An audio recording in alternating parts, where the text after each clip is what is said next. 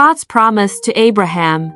Long ago, after a big flood washed the earth clean, only Noah and his family were safe on a big boat with lots of animals.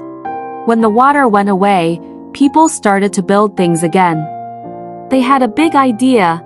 Let's build a tall tower that touches the sky, right up to the stars. They wanted to stay together and be friends forever. But something magical happened. Suddenly, everyone started speaking in different languages. It was so confusing because nobody could understand each other anymore. So, the people split up, finding new places to live with others who spoke the same language.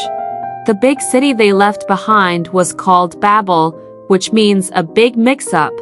Then, in a place called Ur, God talked to a man named Abram.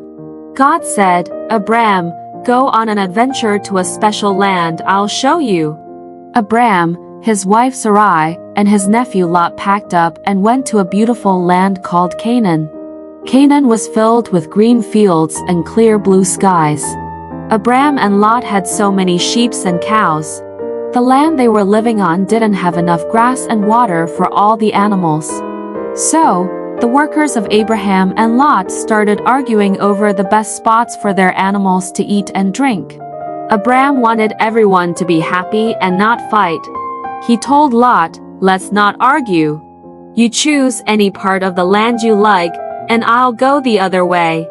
That way, there was enough room for all their animals. Lot looked around and saw a really nice area with lots of water and green grass near the cities of Sodom and Gomorrah. It looked like the best spot for his animals, so he chose to move there. Abraham stayed in the land of Canaan, where God asked him to stay. Even though Abraham and Lot had to live apart to stop the arguing, Abraham made sure they did it in a kind and peaceful way, showing he was a really good uncle and a wise man. God saw Abram's kind heart and told him, "This whole big, beautiful land will belong to you and your children and their children after them, forever."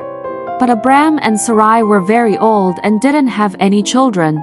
They wondered, how will God's promise come true? One day, 3 special visitors brought amazing news.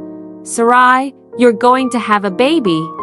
Sarai laughed because she thought she was too old for that. God also changed their names to Abraham and Sarah to show they were going to start a big family. Then, God said he had to fix the 2 naughty cities near where Lot lived. Abraham was worried for Lot. Lot listened to the angels and escaped with his daughters. But Lot's wife looked back and turned into a salt statue. Then, the most wonderful thing happened. Even though they were very old, Abraham and Sarah had a baby boy named Isaac. Isaac, which means laughter. They were so happy and amazed at God's miracle.